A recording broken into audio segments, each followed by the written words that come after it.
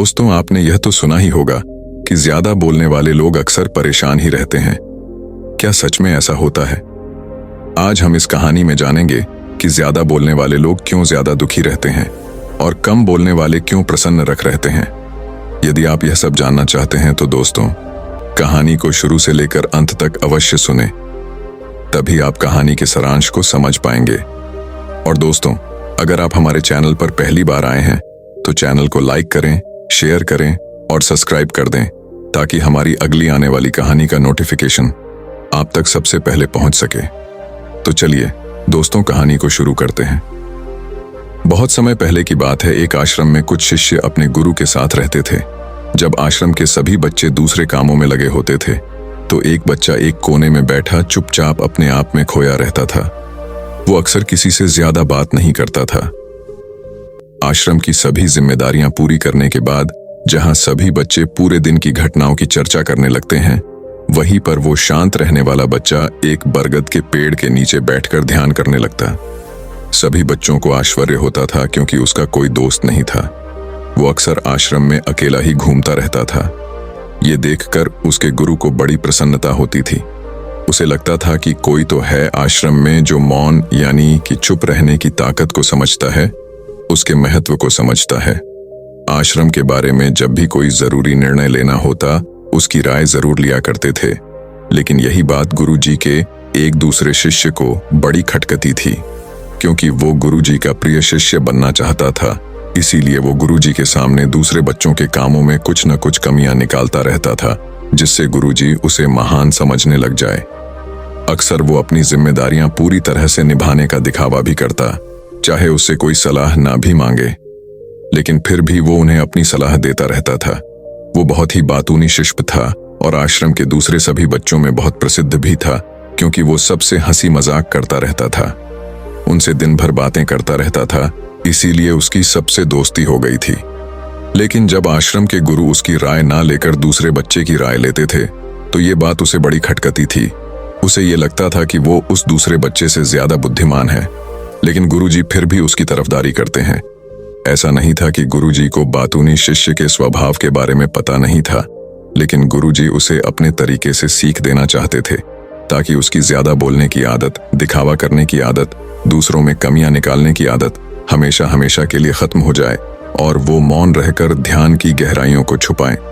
असल में हर सच्चे गुरु की यही इच्छा होती है। वो किसी तरीके से उस बातूनी शिष्य को एहसास कराना चाहते थे कि चुप रहने से ही उसे असीम सत्य को जाना जा सकता है। उस विराट का एहसास चुप होकर ही किया जा सकता है। एक दिन गुरुजी को एक तरीका सूझा। उन्होंने आश्रम के सभी बच्चों को अपने पास बुलाया और कहा कि मैं तुम सभी को दो दो हिस्सों में बांटकर अलग अलग गांवों में भिक्षा मांगने के लिए भेज रहा हूं, और जो भी दो बच्चे सबसे ज्यादा भिक्षा मांग कर लाएंगे, उन दोनों को आश्रम की सभी जिम्मेदारियां निभाने का मौका दिया जाएगा। अपनी बात जारी रखते हुए गुरुजी ने बताया कि भिक्षा मांगने से हमारा अहंकार खत्म होता है, इसीलिए हर शिष्य पूरे मन से भिक्षा मांगे। कोई भी इस काम को औपचारिकता में ना ले, वरना तो वो अपने जीवन का बहुत बड़ा ज्ञान खो देंगे। आश्रम के गुरुजी ने जानबूझकर बातूनी शिष्य और चुप रहने वाले शिष्य की जोड़ी बना दी। बातूनी शिष्य के मन में सिर्फ एक ही बात चल रही थी कि इस बार उसे मौका मिला है और इस बार वो गुरुजी को दिखा देगा कि वो चुप रहने वाले शिष्य से कितना ज्यादा प्रतिभावान है।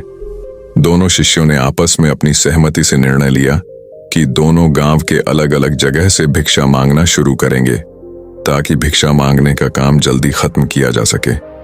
चुप रहने वाला शिष्य हर द्वार पर जाकर अपने हाथ जोड़कर अपना भिक्षा का पात्र उनके सामने कर देता। उसके चेहरे पर एक सादगी और उसकी आंखों में एक एकांत होता था, जिससे भिक्षा देने वाले उसे भिक्षा देकर अपने आप को अनुग्रहित समझते थे। वहीं पर दूसरा बातूनी शिष्य हर द्वार पर जाकर उनको कुछ न कुछ ज्ञान देने लगता था, जिससे ज्यादातर लोग उसे बिना भिक्षा दिए ही लौटा देते थे। पूरे गांव में भिक्षा मांगकर जब दोनों गांव के बीच में मिले तो बातूनी शिष्य ने देखा कि चुप रहने वाले शिष्य के पास उससे दुगनी भिक्षा थी। ये देखकर उसे मन ही मन बहुत ठेस पहुंचा। लेकिन जब वो दोनों भिक्षा का सामान लेकर आश्रम की तरफ जा रहे थे, तब बातूनी शिष्य को एक चालाकी सूझी। उसने चुप रहने वाले शिष्य से कहा कि हमें अपनी भिक्षा एक ही थैले में डाल लेने चाहिए। गुरुजी ने हम दोनों को एक साथ भिक्षा लाने के लिए कहा था। चुप रहने वाले शिष्य ने बिना कुछ बोले अपनी सारी भिक्षा उसके थैले में डाल दी। बातूनी शिष्य मन ही मन बहुत खुश हो रहा था कि अब गुरुजी को यह पता नहीं चलेगा कि ज्यादा भिक्षा हम में से किसने मांगी। उसे लग रहा था कि गुरुजी मुझे इससे कम प्रतिभावान समझेंगे, इसीलिए उसने ये तरकीब लगाई। सभी शिष्यों के आने के बाद संध्या के समय जब सभी की भिक्षा ली गई तो इन दोनों शिष्यों की भिक्षा सबसे ज्यादा निकली। गुरुजी ने इन दोनों का अभिवादन करते हुए आश्रम के सभी बच्चों के सामने उनकी पीठ थपथपाते हुए उन्हें मुबारकबाद दी और कहा कि मैं आश्रम का कार्यभार तुम दोनों को नहीं सौंप सकता, इससे आपसी मतभेद होने का खतरा रहता है। इसीलिए तुम दोनों में से जो ज्यादा भिक्षा लेकर आया है, आश्रम की जिम्मेदारी उसे ही सौंपी जाएगी। जब उन्होंने उनसे पूछा कि तुम में से ज्यादा भिक्षा कौन मांगकर लाया था, तो बातूनी शिष्य ने कहा कि गुरुजी, मैं इससे दुगनी भिक्षा मांगकर लाया था, लेकिन मुझसे गलती हो गई कि मैंने वो दोनों भिक्षा एक ही थैले में डाल ली। मुझे नहीं पता था कि आप ऐसा निर्णय लेने वाले हैं, वरना तो मैं अपनी शिक्षा का थैला अलग ही रखता। इस पर गुरुजी ने चुप रहने वाली शिष्य से पूछा कि क्या तुम इसके बाद से सहमत हो? क्या तुम इससे कम भिक्षा लेकर आए थे? ये सुनकर चुप रहने वाले शिष्य ने कहा कि गुरुजी, मेरे पास ऐसा कोई साधन नहीं है जिससे मैं ये साबित कर पाऊं कि मैं इससे ज्यादा भिक्षा लेकर आया था। असल में ये उल्टा बोल रहा है, दुगनी भिक्षा मैं लेकर आया था, ये मुझसे आधी भिक्षा लेकर आया था और इसी ने ही मुझसे भिक्षा एक थैले में डालने की बात कही थी। आश्रम से कुछ दूरी पर एक पहाड़ी थी जिसके पीछे सूरज अभी अभी संध्या के समय ढल रहा था। गुरुजी को तो पता था कि सच कौन बोल रहा है, लेकिन बाकी बच्चों के सामने सच साबित करने के लिए उन्होंने उन दोनों से एक सवाल पूछा कि पीछे पहाड़ी पर तुम्हें क्या दिखाई दे रहा है? यह सुनकर वाचाल शिष्य झट से बोल पड़ा कि गुरुजी, पहाड़ी के पीछे सूरज अपना रंग बिखेर रहा है, आसमान में लालिमा छाई हुई है, ये बहुत ही सुंदर दृश्य है। वो तो और भी बहुत कुछ कहना चाहता था, लेकिन गुरुजी ने उसे चुप करते हुए दूसरे शिष्य से जवाब जानने के लिए जब उसकी तरफ देखा तो उसकी आंखों में आंसू भरे हुए थे। श्रद्धा, भक्ति और प्रेम से उसकी आंखें भर आई थीं। गुरुजी को उससे पूछने की जरूरत ही नहीं पड़ी। गुरुजी ने सभी बच्चों को संबोधित करते हुए कहा कि मैंने सवाल किया था कि पहाड़ी के पीछे तुम्हें क्या दिखाई दे रहा है। ज्यादातर लोगों को यही दिखाई देगा कि एक बहुत सुंदर दृश्य है, लेकिन मजे की बात यह है कि सुंदरता बोलकर नहीं बताई जा सकती, उसे महसूस किया जा सकता है और सामने वाला उस सुंदरता को आपकी आंखों में देख पाता है। चुप रहने वाले शिष्य की तरफ इशारा करते हुए गुरुजी ने कहा कि असल में सुंदरता इसी बच्चे ने देखी है। दूसरे बच्चे ने सिर्फ सुंदरता की उपव्याख्या की है, लेकिन इसने वास्तविकता में उस सुंदरता को महसूस किया है। अपने आप को ऊंचा दिखाने की सभी कोशिशें नाकाम होती देख वाचाल शिष्य वहीं पर फूट फूट कर रोने लगा। उसको चुप कराते हुए गुरुजी ने कहा कि बेटा, मुझे पहले से पता था कि तुम झूठ बोल रहे हो, लेकिन मैं तुम्हें उस झूठ का एहसास कराना चाहता था। सभी बच्चों को संबोधित करते हुए गुरुजी ने बताया कि शब्द जाल की तरह होते हैं। हमारे ज्यादा बोलने की वजह से बहुत सारी समस्याएं पैदा होती हैं। जब कोई आदमी एक बात को बढ़ा चढ़ाकर बोल देता है तो उसे सिद्ध करने के लिए वो शब्दों के जाल में फंसता चला जाता है और इसी वजह से अंतर्मुखी होने की बजाय वो बहिर्मुखी होता चला जाता है। वहीं पर जिस भी व्यक्ति को अपनी अंतर यात्रा करनी होती है उसे सबसे पहले चुप रहना सीखना होता है। जरूरत से ज्यादा बोलना या फिर हर वक्त बोलते ही रहना, ये सब हमारी अंतर यात्रा में बाधा बन जाती है।